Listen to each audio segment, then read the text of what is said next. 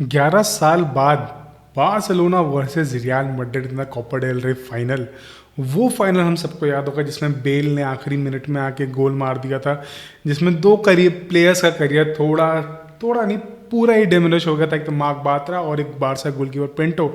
लेकिन आज फिर से 11 साल बाद ये एक मौका मिला है कि 23 तारीख को फिर से बार्सिलोना और रियल मैड्रिड आमने सामने होंगे कोपा डेल रे के फाइनल में। लेकिन ये आज का जो मैच था इसमें बहुत सारी चीज़ें हुई। एटलेटिको ने कैसे सेकंड हाफ में पूरा गेम पलटा दिया, ऑल्दो वो they were not able to score a goal, लेकिन सेकंड हाफ में एटलेटिको मैड्रिड ने जो गेम दिखाया है इट्स कमेंडेबल। और बार्सिलोना सेकंड हाफ में जो फंबल कर रही थी वो एक बहुत बड़ा एक चिंता का विषय है। It should be noted out कि मतलब ये नहीं हो सकता कि आप जब आपको मालूम है आप ये गेम जीत सकते हो, आप ये गेम इजीली जीत सकते हो, आपने इस टीम को मेरे ख्याल से 2 बार हराया है, एक बार आपने ड्रॉ खेला है जब 4-4 वाला ड्रॉ था, तब आप यहाँ पे इस उम्मीद के साथ नहीं आ सकते हो कि आप एक गोल मार के ये मैच जीत जाओगे। ऑल्दो आप जीत गए, मैं बोलूँगा किस्मत साथ दे गई बार्सिलोना की आज, और कुछ नहीं, क्योंकि ये गेम 80 से ज़्यादा गोल हम मार सकते थे, चाहे वो फरान टॉरेस हो, चाहे वो फ्रैंकी डिजोंग हो, चाहे बाल्डो या यमाल हो।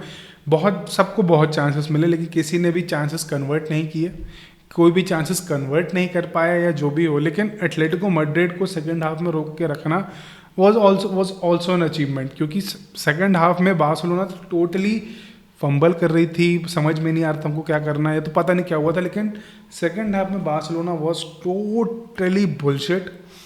आप बस पार्क कर रहे हो, आप बाल्डे को ऊपर चढ़ा रहे हो, आप जेरार्ड मार्टिन को पीछे ला रहे हो, आप पता नहीं क्या कर रहे हो, आप फर्मीन लोपेस को हटा दिया, आपने एरिक गार्सिया ले आए, एरिक गार्सिया आते साथ उसने पैर पकड़ लिया अपना।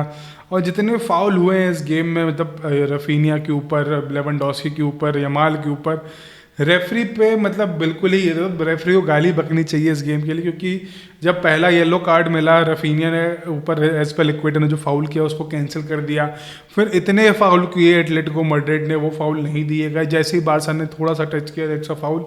और मतलब it was a bullshit referee, मतलब from my point of view मज़ा नहीं आया था रेफरी को देख के। लेकिन हाँ, ये मैच देख के मज़ा तो बिल्कुल नहीं आया, लेकिन हाँ ये है कि अब जो हांसी फ्लिक कह रहा था it's a final before final, तो उसने ये फाइनल एक तरीके से जीत लिया। और अब 23 तारीख को जो होगा बड़ा वाला final, real Madrid versus Barcelona, 11 साल बाद हम एक दूसरे को कोपा डेल रे में फेस करेंगे फाइनल में, क्योंकि स्टेक्स आर हाई। बारसा का ट्रेवल है, उनका पहली ट्रॉफी होगी, बारसा की दूसरी होगी, मतलब अगर ये जीतते हैं तो एक बूस्ट ही मिलेगा।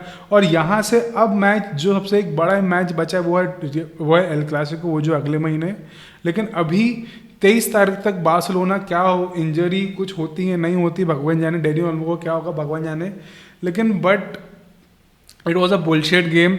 मैं बोलूँगा पेड्री बहुत अच्छा खेला, फ्रैंकी डिजोंग बहुत अच्छा खेला, इनागो मार्टिनेज वॉज गुड, कुंडे वॉज सुपर। कुंडे के तो पैर पड़ने चाहिए कि भाई कुंडे तुम्हारे पैर पढ़ लूँ मैं कि भाई please thank you very much. लेकिन मैं बोलूँगा एटलेटिको मैड्रिड के प्लेयर्स जो थे कुछ जिन्होंने बिल्कुल ही बाजे फाड़ कर रखे थे, एक तो अल्वारेज, एक सोलो तो सेकंड हाफ में आया था, एक लॉरेंते। इन लोगों ने जितना गेम बना के दिया एटलेटिको को उतना किसी ने बना के नहीं दिया है। और हर बार जब ये बॉल लेके प्रेस करने आते तो बारसा को बैकफुट पे आना ही पड़ता था। इट्स नॉट ईजी कि आप बारसा को इतना करके आप उनको बैक पे ले जाओ कि वो अपनी बस पार्क कर दें।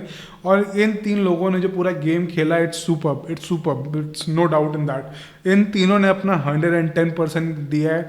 कहीं कहीं जगह तो लॉन्गले ने भी बहुत बढ़िया खेला है, कहीं कहीं जगह डिपॉल भी बढ़िया खेल रहा था, लेकिन इन दी एंड ऑफ द डे कुछ नहीं हो पाया। और इस गेम के बाद कोई ये नहीं बोल सकता कि बारसा की पेनल्टी नहीं दी, बारसा को ये नहीं हुआ। It was a clean game from both the teams. Although जो फाउल नहीं दिए गए वो बात अलग है, लेकिन किसी ने गंदा गेम नहीं खेला है।